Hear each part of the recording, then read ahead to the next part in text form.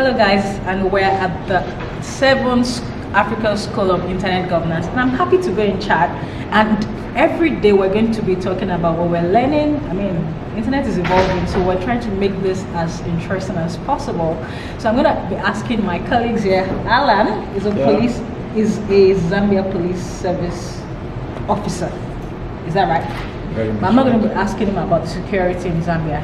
And then I have Lydiane, who is a civil servant. She works with the Ministry of Telecommunications in Cameroon. I'm not going to be asking you anything about Cameroon. So today is the first day, and we had two sessions. Okay, one session paraphrased into two parts, talk about the history and milestone of the internet, and then we talked about how good. What did we talk about again? We talked about how good internet governance should be. All right, Alan, I'm going to start with you.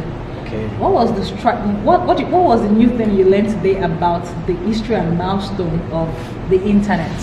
The best and the history of internet, you are told it started a long time ago. Mm-hmm. Okay, the way we've been using or accessing internet is different. The way it's supposed to be governed. Of course, some time back we used to make phone calls using dial-up, yeah, and of course even accessing internet was very challenging because of its bandwidth. Yeah, so voice calls and data issues were really a challenge to us. Okay. But after learning the issue of internet and how certain institutional bodies have been implemented to ensure that this internet is readily accessible to many people. It is a challenge, especially to me, who has really read about this history. Oh, all right. Yeah. I mean, I learned so much, and the what I learned the most was the part where Ahmed said that the USA, where she talked about the IANA, where the USA outsourced their responsibility to ICANN. Okay, so Lydiane, what was the most striking thing you learned today about the history of the internet and the milestones? Okay, as for me, that is, most of the things I heard today was new for some of them, especially the history, the dates. That is, actually, I never knew that it is the military sector that started internet, and after that we heard that it's like the academics, that is the universities. It means that the government did not came into internet at first. It is not an idea that came from the government. It was first of all for the security, and it was a fight to be able to control that. The military had to have information to share intelligence. And now I think that from this perspective where the academics got in the internet at first, I think it is something that permitted to be able to spread the internet all over, because to be able to share, to connect with other schools and other researchers, I think that idea of the internet was able to be spread by the academics was a good one for me. That is, I love that idea, and knowing that the military were behind everything with their guns and having control on everybody. I mean, we learn every day. Yes, that's what I learned. And then at the end of the session, we ended with the question, the open-ended question: How good should internet governance be? So, what do you think, in your own words? I mean, I know we had the group discussions, and there was no thought-out resolution. So, what does good internet governance mean to you? In my group, I said good internet governance should be fair. Shouldn't be all about the government, shouldn't be about the regulations.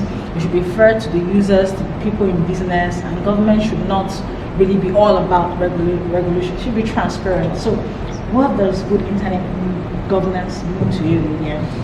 As for me, as in we discussed it in our group, as you said earlier, but as I was also saying it in my group. We can't good internet, as somebody said it in there.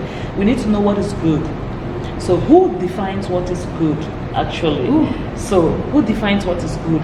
So because we can say the stakeholder that, or the person or the group of people that can decide what is good, I think, as it was said earlier, we should go from the origin of internet, the reason why internet came up. Yes, on the first place. It is very important that we should keep it in mind, as somebody said it earlier, that it was there, it was meant to give access to people to be able to communicate freely, share ideas. Because today, internet, if what I can't learn from you, what the question you can answer, my question you can answer, I can have the answer on internet. Yeah. You see, and it is also good internet should also be safe for people to be able to feel free. That is, it is because when the police is there to protect the nation. That's why you can sleep in your house knowing that, okay, some people are out there working for us to be safe. So that's also how we should feel when we are on internet, not being like traumatized by images or information that we don't want to have. And we should be able to educate also, because most of the time in our country, some of our country, in your country, maybe internet governance, it's about for the government perspective, it's about infrastructure, for example. But in other countries, they are investing in contents, and other countries are instead on capacity building.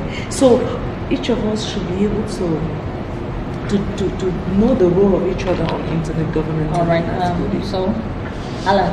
Good internet governance means accessing information freely at any time and anywhere without barriers. If you're able to access information at the right time, anywhere, using whatever means you can use, okay? We use also the content aspect, the regulation, okay? Without any hindrance, then that's good internet governance. All right, that is all about that. But we're not done yet, and we have other sessions coming up. And then I just want to ask, and in one word, maybe a sentence, what are your expectations for the next session? And because we already have our role plays, so I'm playing the role of government. What role are you playing? I'm playing the role of Facebook litigator. Okay, litigator. Civil society gender expert. All right, and we're going to be reviewing a report by the United Nations. Yeah. So what are your expectations? My expectation, as we are here for this School AfriSIC 2019, different stakeholders, the academia, scientists, engineers, we have come on board so that we can produce a report, or we can help producing something that will help us keep this issue of internet governance. So we are there, and we'll make sure that we come up with a very good report from the Facebook perspective, engineers, and all these others. So we are there to make sure that these issues are done in a good way. All right, Lydia, what are your expectations? I expect this to learn all what I can gain as experience from others. That is as we are sharing informations and experiences, I would like to learn, because some of our countries are not updated on what we should know about internet governance and everything we are going to talk about here. So it's a good thing for me to be here, and it's a privilege to be able to learn from everybody whatever I will learn. And one thing, before you say it, I know you want to conclude. It's not just about learning, but we need also implementation. We need something that we can implement, and not only limiting numbers, but want also other people to learn from what we have learned here. So that's why we're here.